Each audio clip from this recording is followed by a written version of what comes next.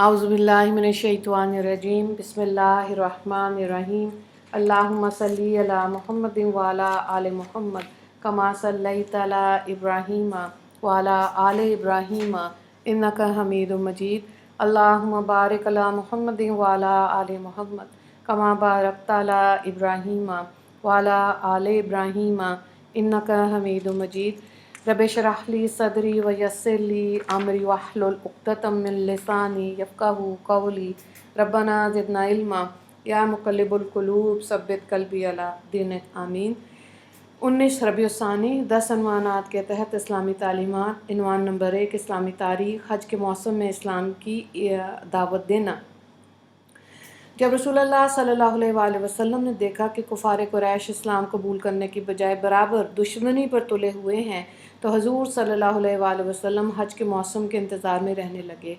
और जब हज का मौसम आ जाता और लोग मुख्तलिफ़ इलाक़ों से मक्का आते, तो ऐसे मौके पर रसूलुल्लाह सल्लल्लाहु अलैहि वसल्लम बज़ाते ख़ुद इन लोगों के पास तशरीफ़ ले जाते और लोगों को एक अल्लाह की इबादत करने, बुत परस्ती से तौबा करने, हराम कामों से बचने की दावत देते थे। कुफ़ार कुरैश तमाम लोगों के दिलों में हजूर सल्लल्लाहु अलैहि वसल्लम और आपकी दावत के मुतल्लिक़ नफ़रत डालने की खूब कोशिश करते थे। खुद आपका चचा अबू लहब आपके पीछे पीछे ये कहता फिरता था कि ऐ लोगो, ये शख्स तुमको बुतों की पूजा से हटाकर एक नए दीन की तरफ बुलाता है, तुम हरगिज़ इसकी बात ना मानना। मगर रसूलुल्लाह सल्लल्लाहु अलैहि वसल्लम तमाम मुसीबतों और इनकी मुखालफतों को बर्दाश्त करते हुए इस्लाम की दावत लोगों तक पहुँचाते रहे और दीन हक़ की सच्चाई और शिर्क व बुत परस्ती की खराबी को वाज़े करते रहे। बाज़ लोग तो नरमी से जवाब देते, लेकिन बाज़ लोग बड़ी सख्ती से पेश आते और गुस्साखाना बातें कहते थे। इसी हज के मौसम में एक मरतबा कबीला औस और खज़रज के कुछ लोग मदीने से आए हुए थे, जिनके पास तशरीफ़ ले जाकर आप सल्लल्लाहु अलैहि वसल्लम ने इस्लाम की दावत दी। इन लोगों ने इस्लाम कबूल कर लिया और आपकी मदद का वादा किया। अनवान नंबर 2 अल्लाह की कुदरत। बहर मैयत।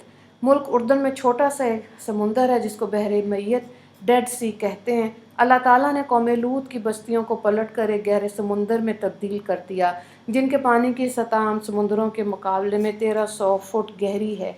इसकी बड़ी खसूसियत यह है कि ना कोई जानदार इसमें ज़िंदा रहता है और ना ही कोई डूबता है, जबकि दूसरे समुंदरों में जानदार चीज़ें भी हैं और जानदार और बेजान चीज़ें इसमें गिरकर डूब जाती हैं।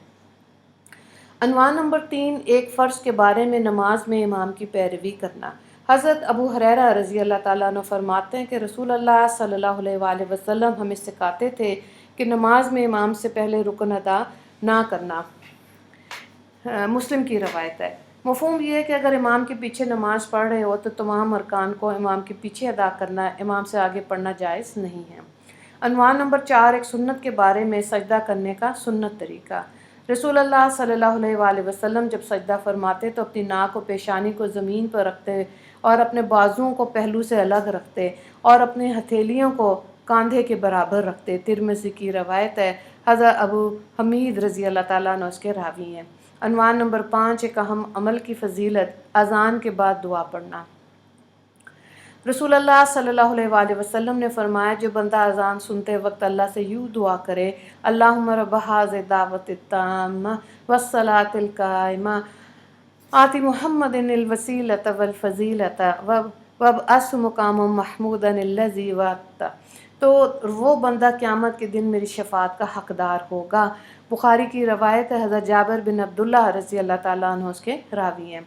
अनवान नंबर 6 गुनाह के बारे में गलत हदीस बयान करने की सज़ा।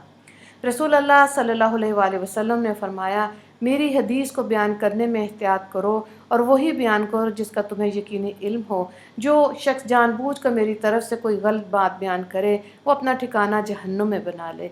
तिरमिज़ी की रवायत है। हज़रत इब्न अब्बास रज़ी अल्लाह ताला अन्हु उसके रावी हैं। अनवान नंबर 7 दुनिया के बारे में थोड़ी सी रोज़ी पर राज़ी रहना।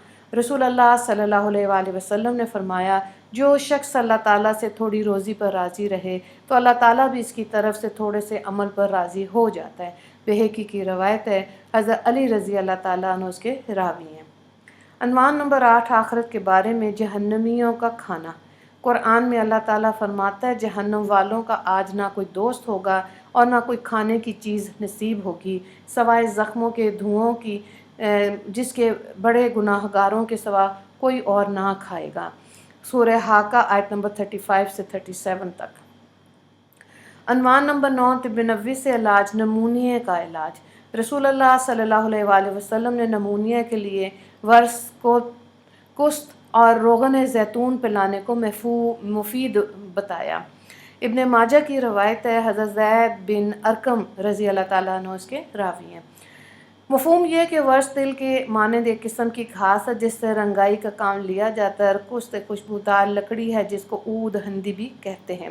عنوان نمبر 10، قرآن کی نصیحت۔ قرآن میں اللہ تعالیٰ فرماتا ہے، تم اللہ تعالیٰ اور اس کے رسول کا حکم مانو اور حکم کی خلاف ورزی سے بچتے رہو، پھر اگر تم منہ موڑو گے اور نہیں مانو گے تو یقین جانو کہ ہمارے رسول کے ذمے تو صرف احکام کو صاف صاف پہنچا دینا ہے۔ سورہ المائدہ آیت نمبر 92۔ وآخر دعوانا ان الحمد للہ رب العالمین۔